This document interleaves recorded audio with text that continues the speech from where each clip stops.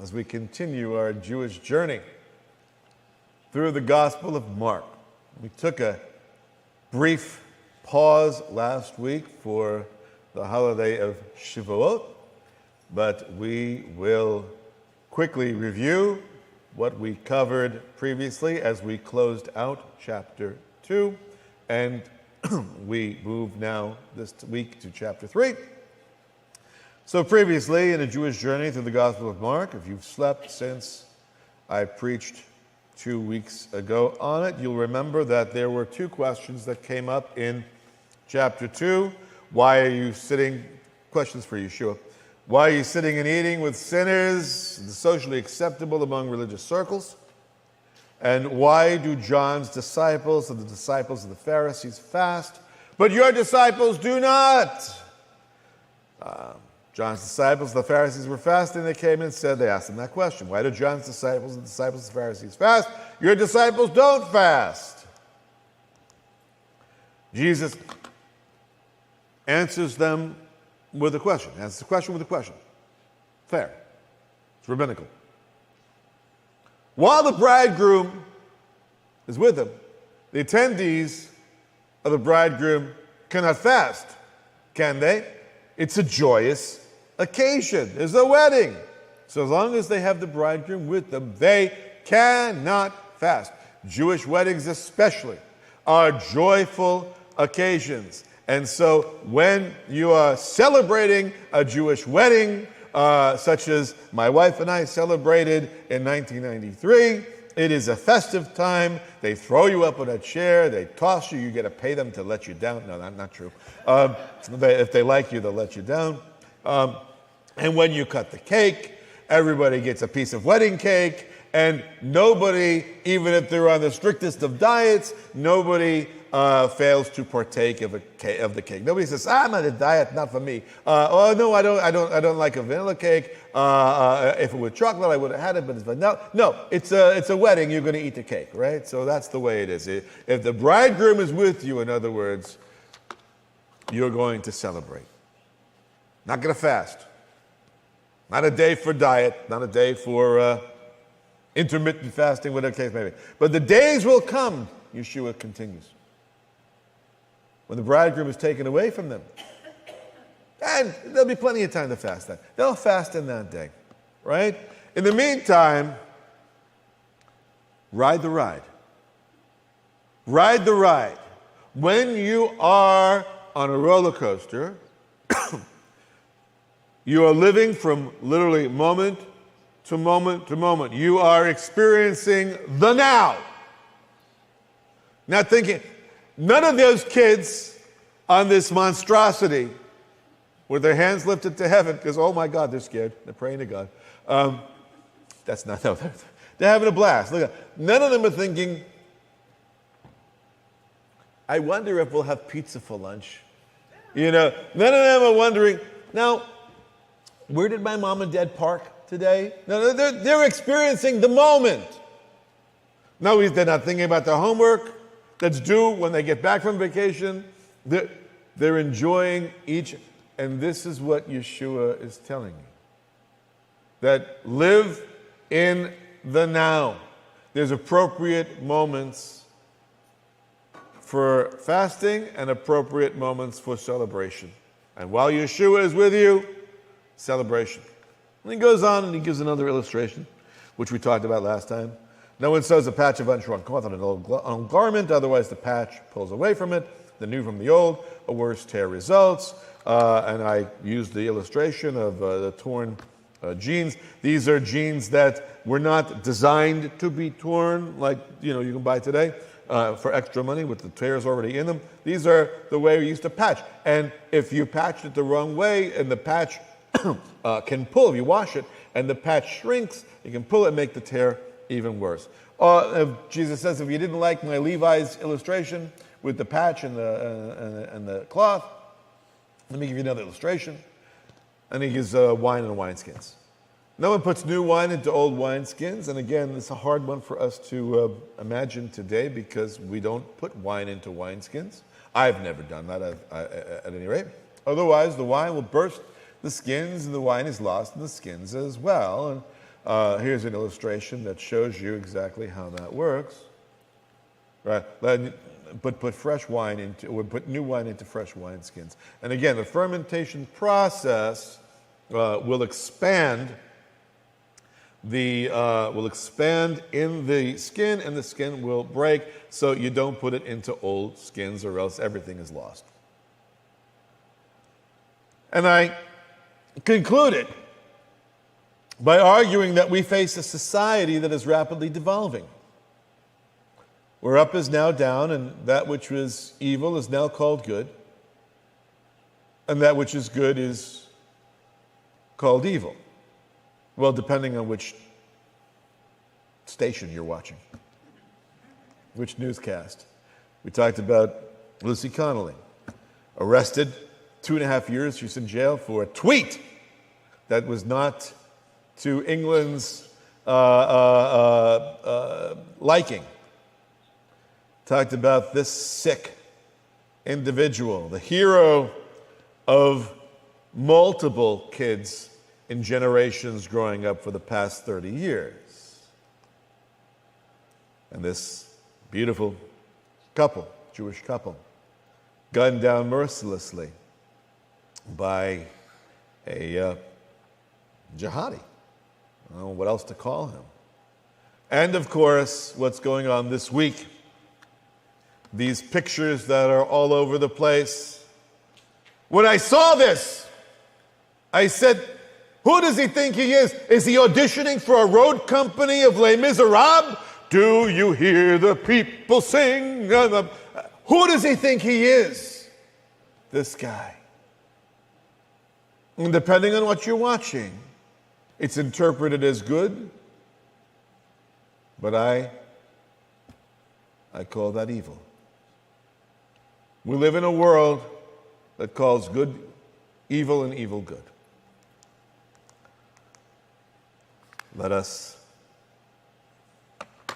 focus on our culture, our society, our world. Let's be honest. It's sick. It's diseased. But the disease is nothing novel. What's wrong with our culture, this disease, it's called sin.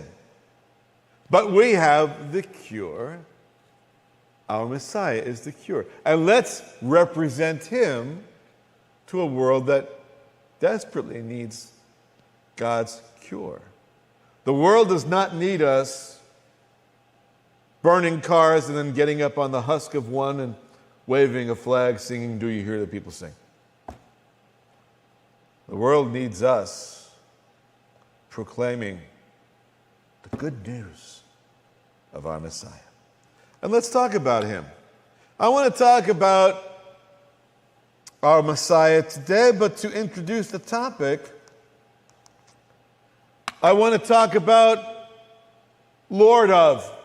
We have various different lords that we're all familiar. I enjoy Lord of the Rings, extended version, all 3, 4.5 hours.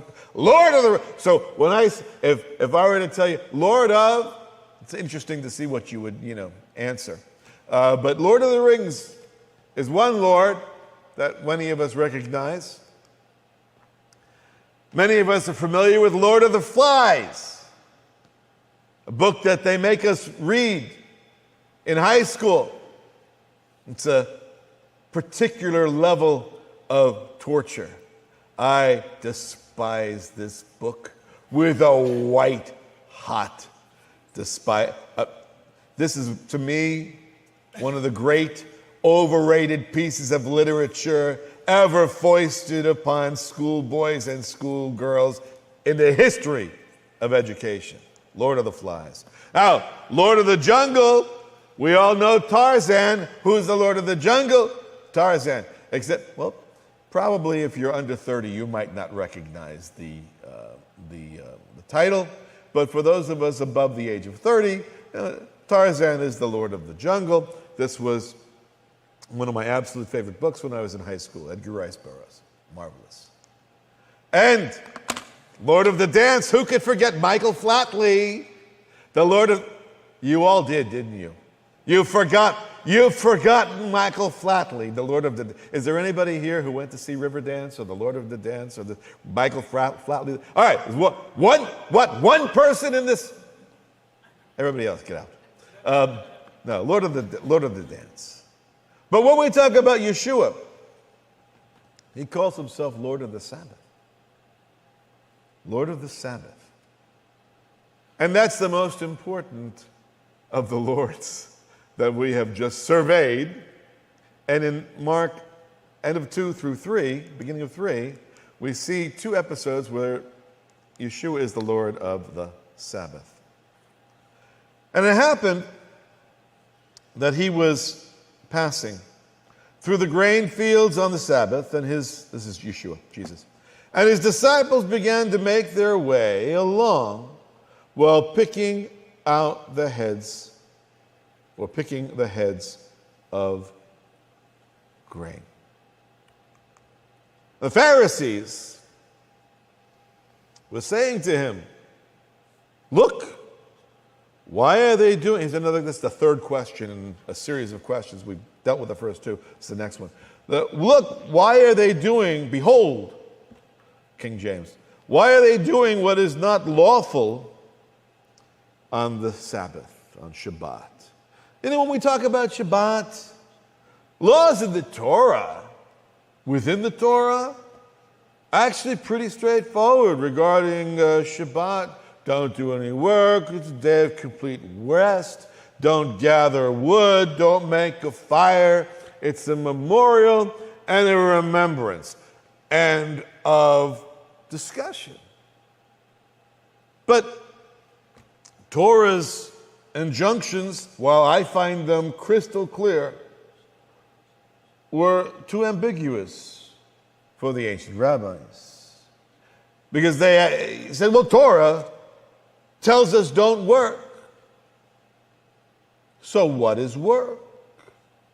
And that's the question that they asked, and it's in the proximity of the Torah, the laws of Shabbat, to the description of creating the tabernacle, the proximity of the two together. The rabbis took the juxtaposition of the two and said, well, work that's prohibited must entail the work that was described in building the tabernacle. They took these 2 unrelated passages, they smushed them together, and they made one shine light on the other. And while there are 39 different categories of work that the rabbis found for that particular passage and what they did to build the tabernacle, over the years, over the centuries, the rabbis added specific injunctions based upon, as they expanded and unpacked each one of the prohibitions which constituted work, until by the time that the Midrash, the recorded oral the Mishnah, the recorded oral traditions that were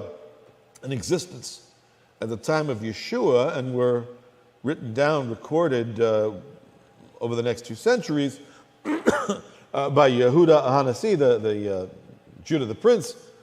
They wrote them down, and they were existing laws, oral laws that were flying around by the time of Yeshua, the Second Temple, but they weren't committed to writing. And they weren't made up 200 years later out of thin air. They just recorded, right?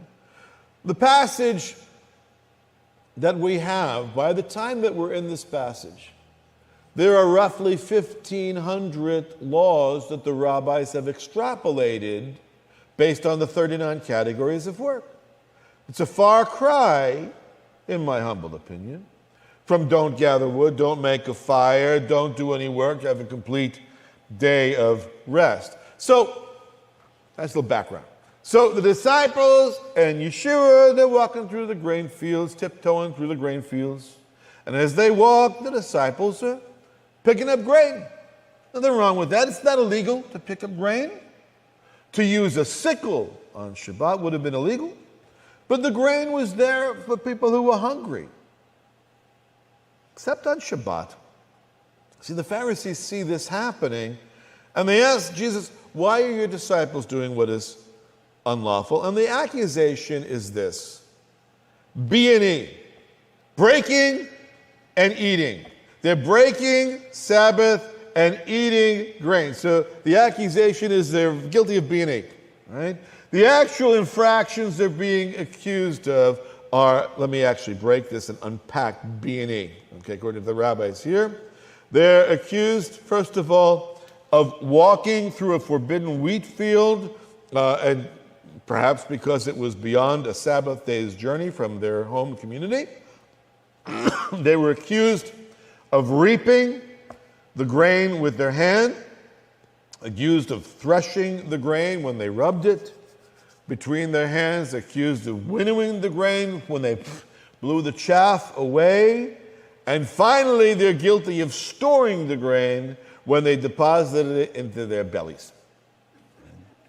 So, guilty of breaking the Sabbath, eating the grain, walking, reaping, threshing, winnowing, storing. That's a lot of violation for a little afternoon snack.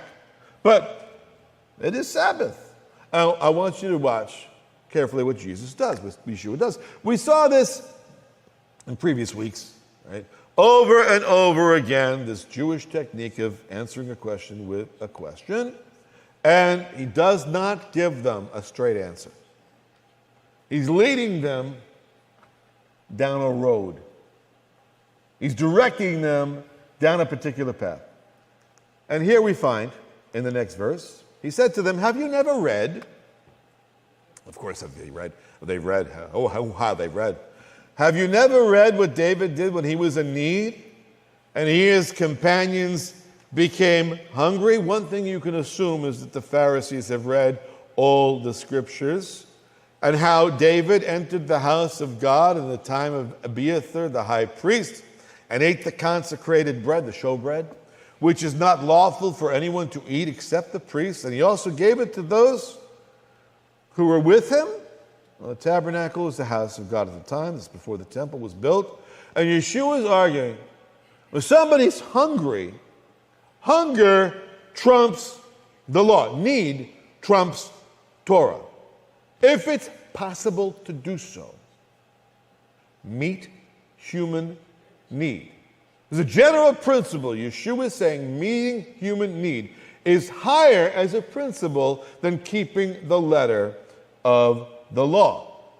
David and his men were on the run from King Saul. You know, David was escaping from Saul, was running with he and his merry men, and they're on the road, and they're hungry as they're traveling, and they pull up to the tabernacle. Say, fill her up? No, they pull up to the tabernacle, and they say, give us the showbread. We know we have a store of bread. The consecrated bread is replaced every Shabbat.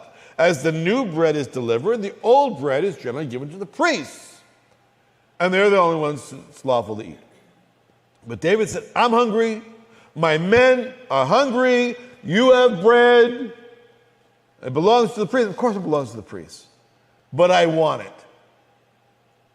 And he was given it. And he shared it with the merry men. Yeshua is saying Shabbat is an important law. Absolutely. But life is more important than law. People are more important than obedience. And Yeshua said to them, the Sabbath was made for man, not man for the Sabbath. My disciples are not breaking Torah. They're breaking rabbinic law, your laws, your Torah, oral Torah, not God's Torah, not my Father's Torah. I'm sorry, they're hungry. And meeting their need for hunger is more important than keeping your interpretation of the Torah, because Shabbat was created for man. Man was created on the sixth day, Shabbat created on the seventh day. So even if you go all the way back to creation and just use logic, it's clear there's no Shabbat before man existed. Man wasn't created for Shabbat. Shabbat was created for man. And if my men are hungry, let them eat.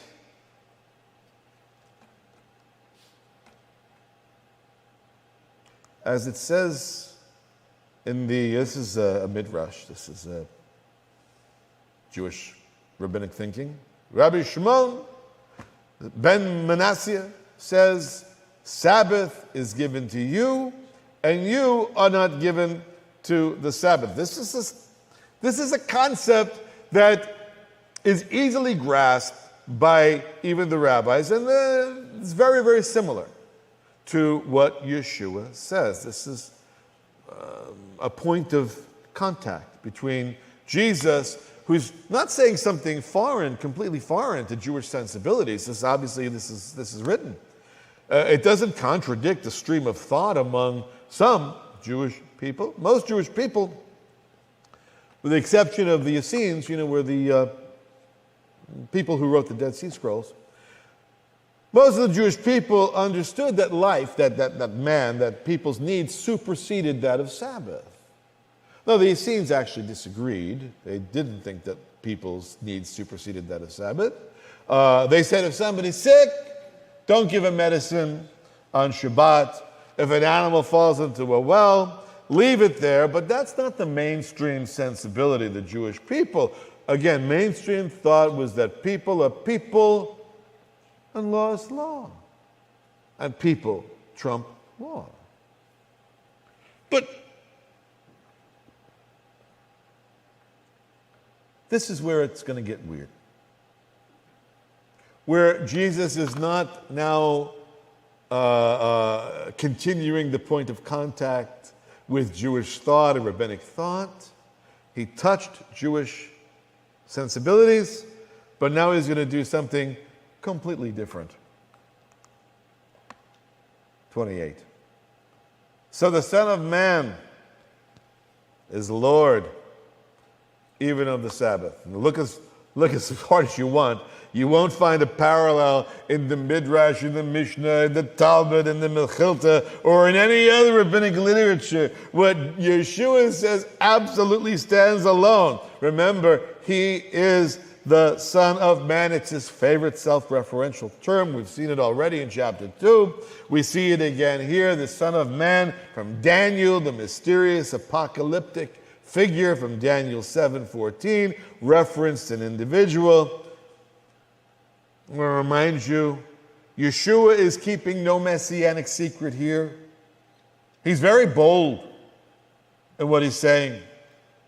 If people are listening, I can't tell you how many documentaries I've seen that tell you that Jesus never claimed to be the Messiah, let alone anything more than the Messiah. But here I am, and I see he's referencing himself as Daniel 7, the Son of Man, the Bar Anash, the apocalyptic figure that God gives dominion and power to. And we'll see in the next few verses that the people indeed, including the Pharisees, are listening. Yeshua said, if you identify me as the Son of Man, then ipso facto, I am the Lord of the Sabbath. I have dominion. I have authority over Shabbat. Yeshua is saying that when life takes precedence over Shabbat, may be the case, but I'll go one further. I have authority over Shabbat. So, back off. Leave my disciples alone. Pick on somebody your own size. So we end chapter 2 with adding a dimension to the list of that which Jesus has authority over according to the Gospel of Mark. We've seen in chapter 1 and 2 now, he's got authority over the Hebrew Scriptures. He's got authority over demons. He's got authority over disease. He's got authority over the mother of diseases, leprosy. He's got authority to forgive sins. And now we add a new one to the collection. I'm going to run out of slide eventually. He's got authority over the Shabbat. But wait, there's more. Story continues. You get a little part 2. Mark, remember, Mark, I'll tell you this for the, 8th time.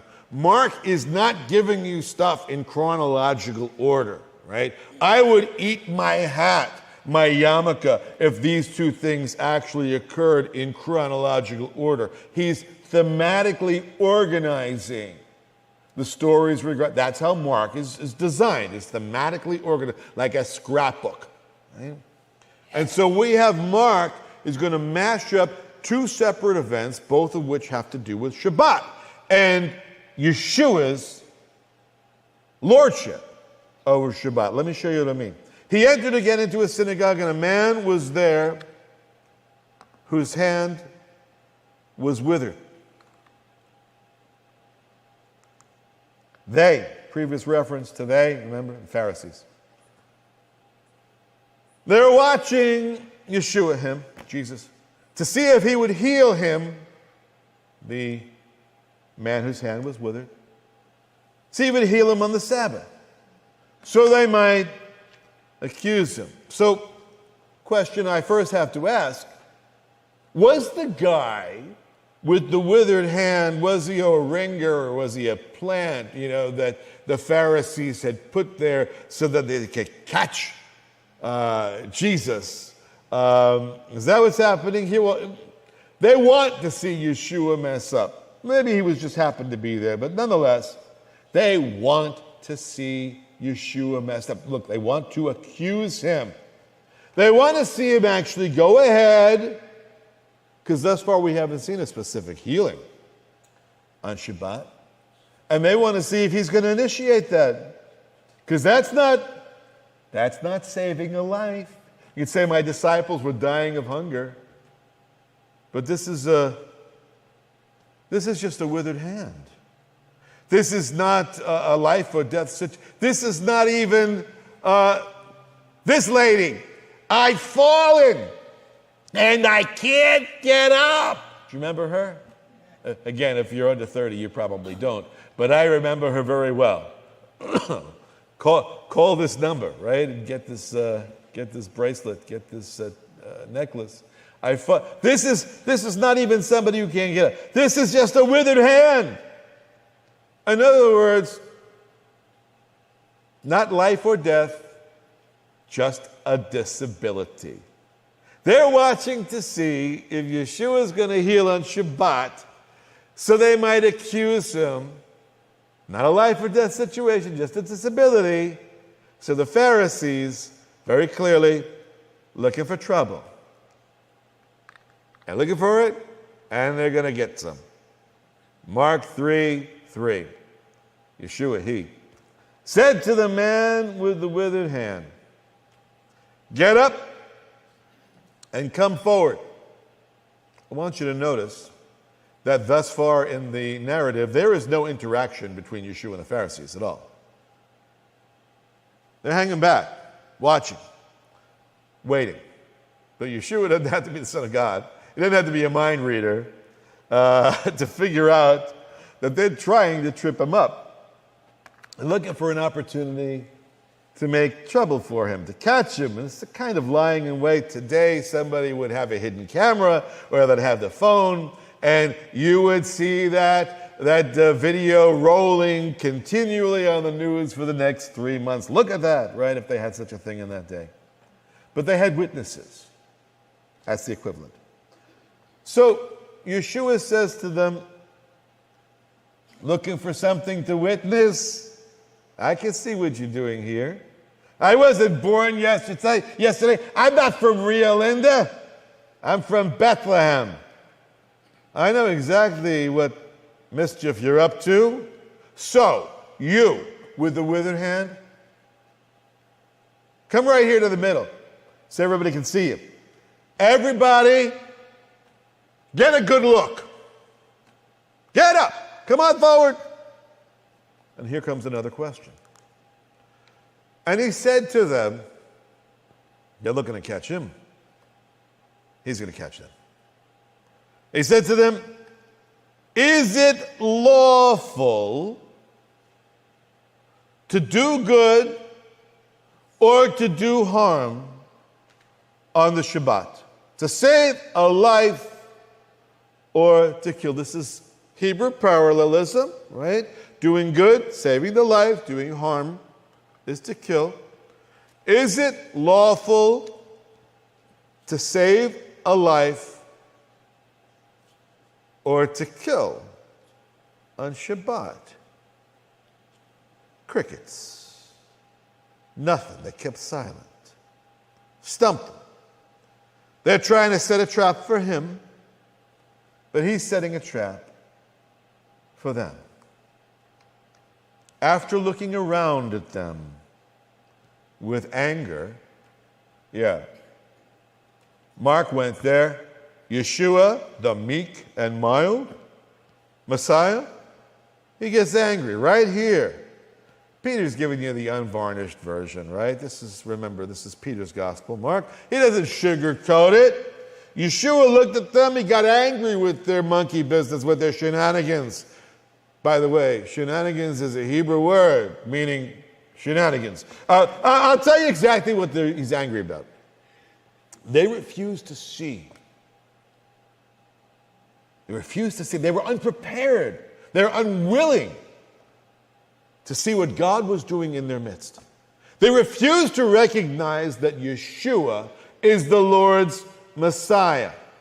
So looking around at them with anger, because he's grieved at their hardness of heart. He said to the man, "Stretch out your hand."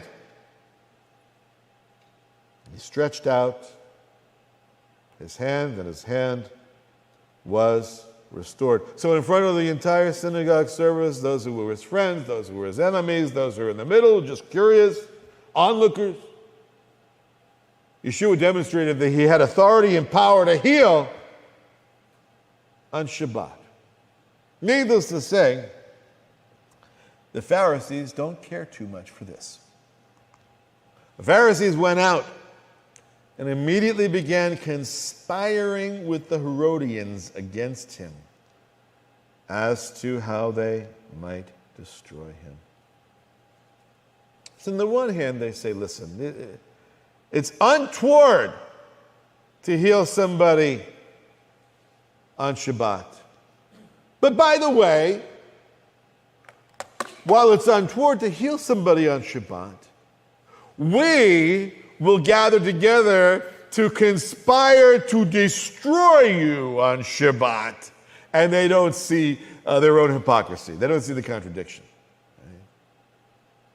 Parashim, the Pharisees, they're presented in various different places in the gospel as Yeshua's allies sometimes.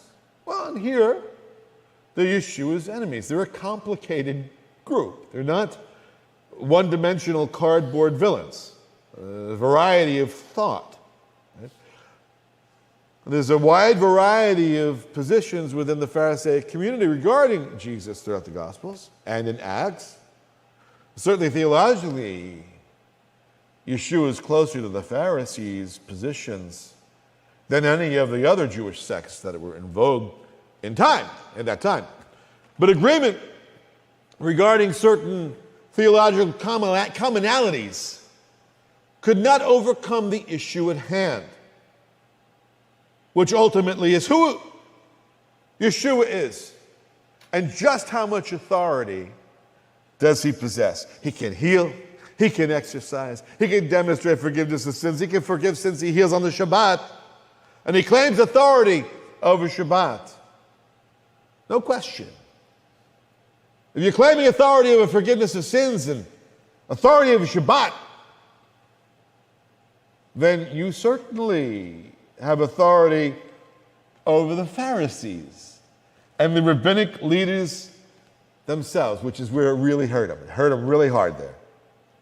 It hurt so much that you see two groups of people, the Pharisees and the Herodians, two groups of people who are never mentioned in the same breath or the same paragraph in any other piece of Jewish literature or historical literature, period. The Pharisees and the Herodians, you see them mentioned together. Talk about strange bedfellows. Who are the Herodians? Herodians were a political action group. You may have seen the type. They were in favor, these group was in favor of Herod and the Herodian dynasty ruling over Israel. The Pharisees believed that Herod and his sons were illegitimate and shouldn't rule over the people of Israel. They wanted the son of David, the Davidic line restored, not these puppets of Rome. But it's amazing how much antipathy and political and theological disagreement can be overlooked when you have a common enemy. The enemy of my enemy is my friend. And here you have a very truly strange bedfellows here, Pharisees and Herodians, gathering together to destroy Yeshua. What are we to make, and here, what are we to make of these two passages smashed together, back to back in the book of Mark? It's always interesting to see Yeshua claiming to have the authority to forgive sins. But Mark gives us the opportunity right there to see him not only forgiving sins, but not just by healing the lame man, and calling Levi, Matthew, the toll collector, remember him? Sitting with sinners, eating a banquet with them, and demonstrating that he's come to forgive sinners. When we see Yeshua saying, I'm the Lord of the Sabbath, Mark gives us the opportunity to see Yeshua in action. Because talk ultimately is cheap. But Mark helps us to see Yeshua back up his words with actions and to demonstrate that he's not just all talk, he's action as well. He heals, and he heals here on Shabbat. Earlier, or elsewhere in the Gospels, Yeshua says, if your animal was injured on Shabbat, would you not help the animal? If your animal fell into a well in Shabbat, would you not pull the animal out? Of course you would. Jewish literature writes about this type of issue. It's in the Talmud and the Mishnah. So the concept is pekuach nefesh, saving a life. When does pekuach nefesh override the law, especially of Shabbat? What Yeshua is saying is that saving a life is higher than the law. We see this, the man with the withered hand, is he not of much more value than an animal? Do unto others at least what you would have done to your animal. That's a corollary of the golden rule. I don't know if you've ever heard that before. But that's the theological principle that Yeshua is teaching. We look at this passage, and it demonstrates his authority, but what can we do with it? What are we to do with it? What shall we leave here with? The answer has to do with the person who has this authority. Who is this Yeshua, this man who's demonstrated the authority of disease, sin, demons, the word of God itself, and Shabbat? How many times do we have the opportunity as readers to be challenged, slapped in the face with who Jesus is? As a reader, what am I to make of him? I personally, I made my choice regarding who Yeshua is long ago. I don't need the Gospel of Mark. I don't need Peter's account here to convince me of what I've long been convinced of. It does reinforce my position, of course. With every pericope, with every section, it reinforces what I believe about who Yeshua is, but I never assume.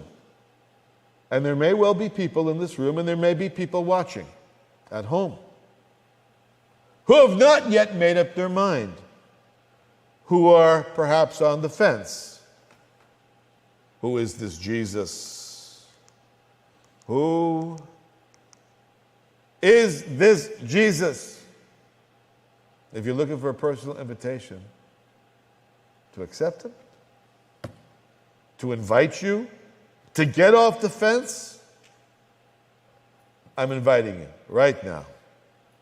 Use your head while listening to your heart. Engage your mind, your heart, your kishkas, your guts. What is your gut feeling as you read this passage? When you hear this, do you see that he is more than a man? He's God's Messiah.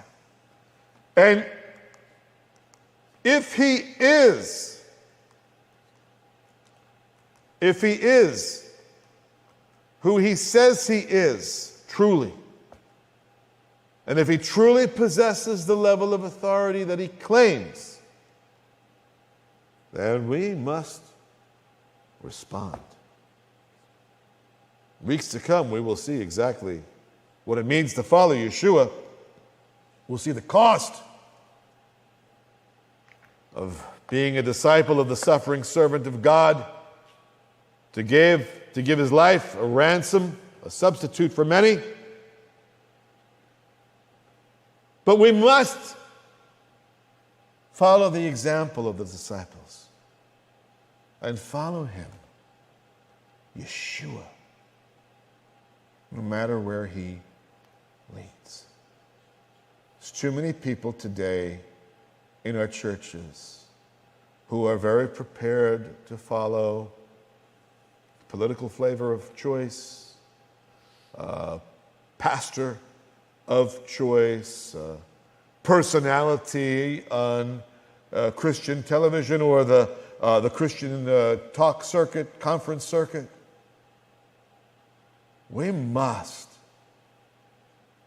put those aside and focus simply on Jesus. If not just this church, the local manifestation of the church, if the church would stand and follow Yeshua wherever he leads us, I wonder what reaction might be elicited from a watching world. But I guess for that, we'll have to leave us all in suspense. We'll continue again next week in where? Next door. Let's stand.